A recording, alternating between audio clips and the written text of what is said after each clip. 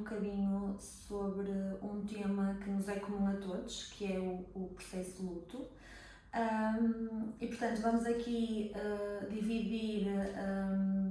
a exploração do tema em 3 partes. A primeira, falar aqui um bocadinho sobre o que é este processo e o que é que caracteriza principalmente o luto, perceber quais são as reações mais normais a este mesmo processo, perceber aqui algumas diferenças que também podem existir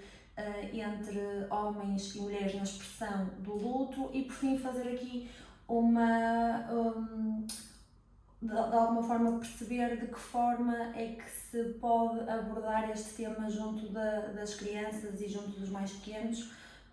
não só em relação à morte de alguém, mas também ao como comunicar essa mesma morte, de forma aqui a elucidarmos um bocadinho e darmos umas linhas de orientação para esta questão. Portanto, terminaremos assim com essa questão. Portanto, em primeiro lugar, e começando aqui a explorar este tema, importa perceber que o luto deve ser compreendido e é um processo que integra um conjunto de reações físicas, comportamentais, emocionais e espirituais e que surgem sempre como resposta à perda de algo ou de alguém. E pode ser uma perda real ou uma perda fantasiosa, isto é, um medo de perder algo. Nós vamos focar-nos aqui, ou neste caso eu vou focar mais nesta perda por morte de alguém, mas não queria deixar de referir que o processo de luto pode acontecer também perante a cessação ou a diminuição de algo, por exemplo, a perda de um trabalho, de uma função, a perda de uma relação. Portanto, tudo aquilo que eu vou referir também pode acontecer nesses mesmos casos. Embora eu me foque mais na perda por falecimento de alguém, porque acho que é aquela que realmente merece aqui um destaque maior. E portanto, o luto é uma resposta natural face à perda de algo ou de alguém com quem tinha sido construído um vínculo afetivo. É um processo natural e que desencadeia reações naturais que não correspondem a uma perturbação mental ou que não correspondem aqui a uma doença. São reações naturais e que de alguma maneira servem aqui para que nós possamos fazer a integração desta nova realidade sem a pessoa que acabou por falecer. E portanto, nós temos aqui várias reações comportamentais, cognitivas, emocionais e também a nível de sentimentos e de sensações físicas que podem advir deste mesmo processo. Começando pela parte dos sentimentos. Então, o sentimento mais comum é a tristeza e é aquela que nós conseguimos identificar de uma forma mais imediata, através do choro. Mas podem surgir outro tipo de sentimentos, como por exemplo a raiva às vezes até dirigida à pessoa que faleceu por nos ter abandonado, a raiva dirigida à situação em si. Portanto, é uma das emoções também muito presentes no processo, principalmente na fase mais inicial. Também pode existir aqui o surgimento de sentimentos como a culpa ou a autocensura, como quando nós pensamos, por exemplo, devia ter passado mais tempo com esta pessoa, devia tê-la levado mais cedo ao hospital. Isto normalmente também acontece mais no início do processo e com o decorrer do mesmo vai sendo integrado normalmente. Surgem também sentimentos de ansiedade por percepcionarmos que podemos não ser capazes de viver esta nova realidade sem a pessoa. Podem surgir sentimentos de solidão, principalmente relacionados com a morte do cônjuge, porque era uma pessoa com quem nós passávamos a maior parte do nosso dia-a-dia e de repente é-nos retirado aqui essa presença e, portanto, surgem sentimentos mais de solidão e tornamos-nos um bocadinho mais solitários. Podem surgir sentimentos de fadiga, de apatia, algum entorpecimento de parecer que a situação e a nova vivência não é real. Portanto, também pode surgir esta sensação de desligamento, de impotência e de alguma maneira também podemos acabar por percepcionar algum choque, principalmente quando a morte é inesperada, mas também quando não é. Quando nós recebemos a notícia também pode estar aqui presente um sentimento de choque. e também um sentimento de alívio, que às vezes é aqui um bocadinho visto como contraditório, não é? Mas normalmente quando existe aqui um historial de uma doença mais prolongada, esta sensação de alívio pode estar presente porque a pessoa parou de sofrer e, portanto, também é muito comum e pode acontecer surgir este tipo de sentimentos. No que toca às sensações físicas, pode surgir aquele vazio no estômago, aquele aperto no peito, falta de ar, a sensação de despersonalização, de que nada parece real, aqui uma fraqueza mais muscular, um cansaço mais marcado, até a boca seca, a hipersensibilidade ao ruído. Portanto, isto são tudo algumas das sensações físicas que podem advir.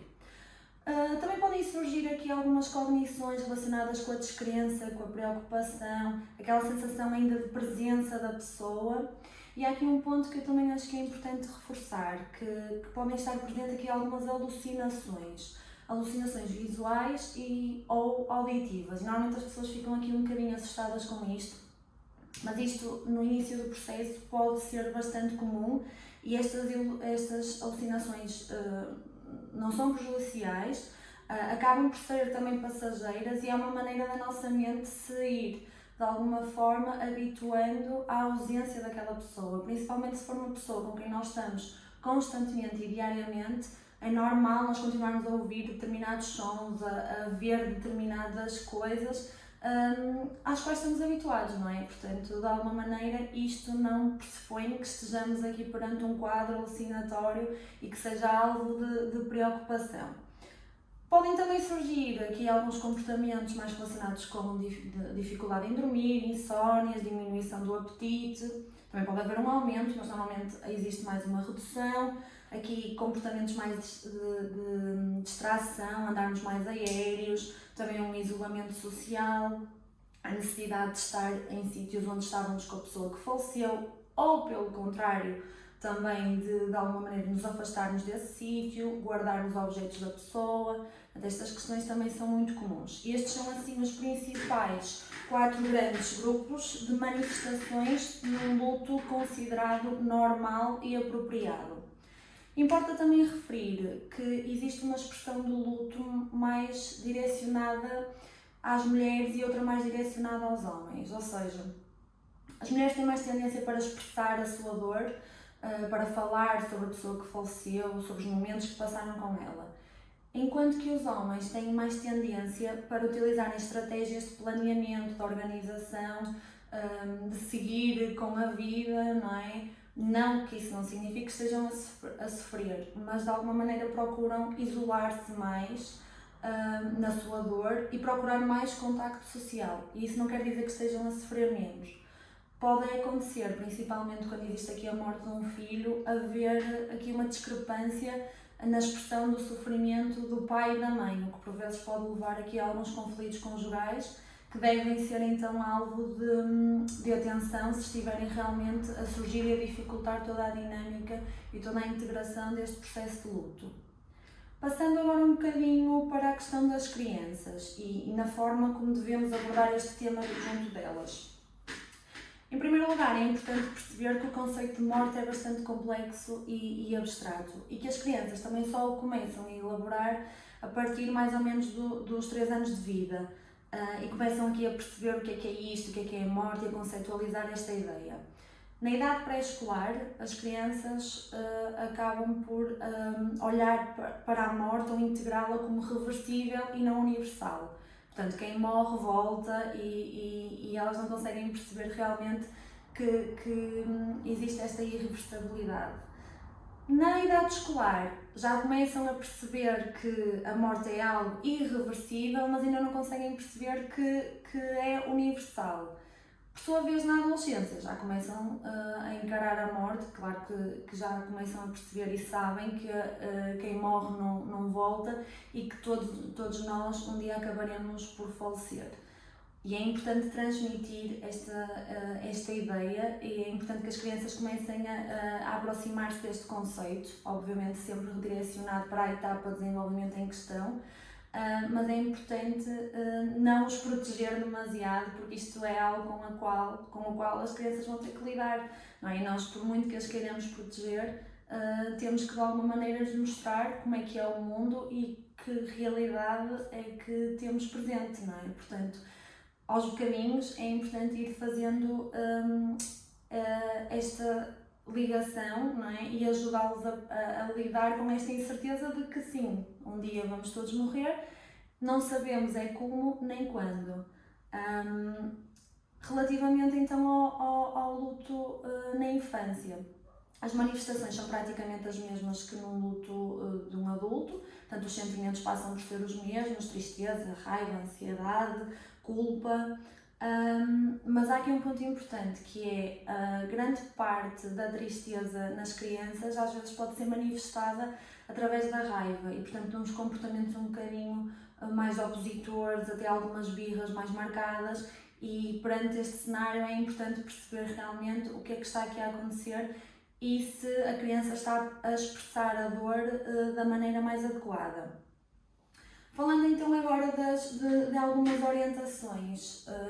para ajudar a comunicar a perda de alguém a uma criança, em primeiro lugar é importante perceber o que é que ela já sabe, o que é que ela sabe sobre a pessoa que faleceu, se já sabia se estava doente, se foi um acidente, portanto tem que haver aqui uma preparação um bocadinho mais delicada e portanto temos que ser completamente honestos com a criança, de forma ajustada obviamente à etapa de desenvolvimento em que ela se encontra, e portanto comunicar logo que possível a notícia da morte, num local tranquilo, com um adulto de confiança, e utilizando palavras bastante simples, respondendo a todas as dúvidas que possam surgir em relação à comunicação que lhe estamos a fazer. Mas temos que usar palavras e frases muito simples, como por exemplo,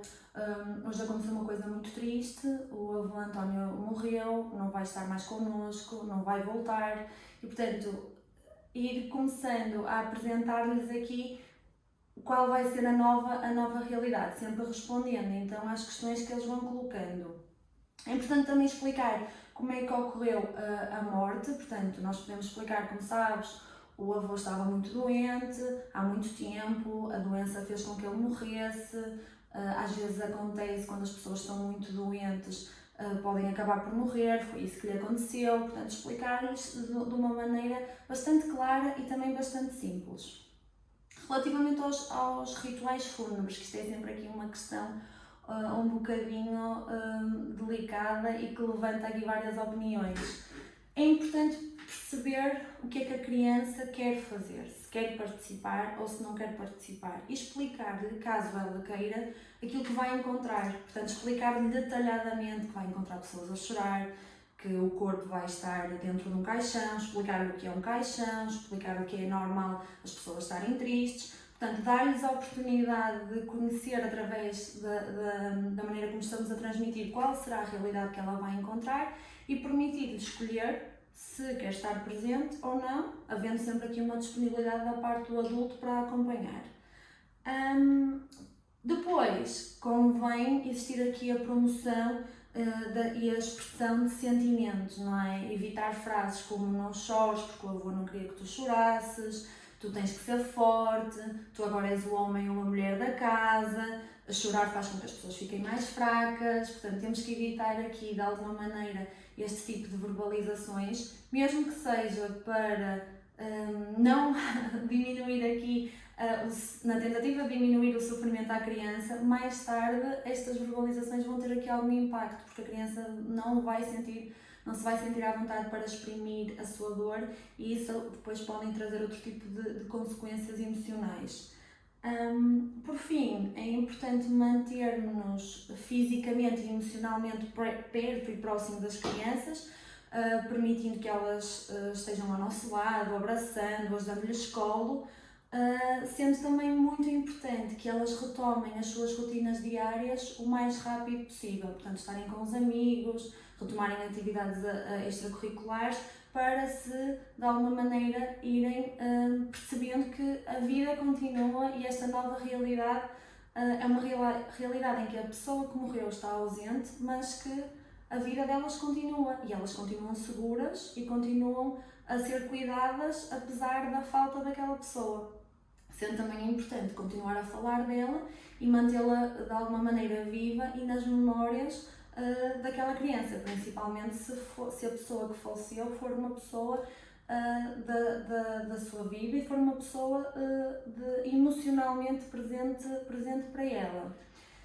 Para finalizar, não queria deixar de chamar a atenção aqui para alguns sinais de alerta que podem existir, como o excesso de tristeza prolongado, as neiras e disparates mais frequentes, comportamentos de oposição durante mais tempo, uma diminuição do interesse na escola ou em estar com os amigos também. Aqui há alguns sonhos ou pesadelos ou até insónias mais frequentes, medo de estar sozinho, comportamentos um bocadinho mais infantilizados e de regressão, são tudo sinais que temos que estar atentos e sinais de alerta para perceber se realmente é importante haver aqui uma intervenção um bocadinho mais focada nestas questões do processo de luto. Aqui na nossa clínica nós temos essa valência, portanto, não só na área infantil, mas também na área dos adultos, e portanto, se for identificada esta necessidade e se conhecerem alguém ou se perceberem que de alguma maneira existe aqui alguma dificuldade nesta nova adaptação à realidade que nos foi apresentada, nós estamos disponíveis para ajudar. Basta entrarem em contacto connosco e nós reencaminhamos então para os profissionais devidos e de alguma maneira acabamos sempre por tentar auxiliar esta ressignificação destas novas vivências para que a pessoa enlutada consiga retomar a sua vida e orientar-se da melhor forma possível perante a dor imensa que é a perda de alguém que nos é querido. Muito obrigada, estamos disponíveis para tudo aquilo que for necessário.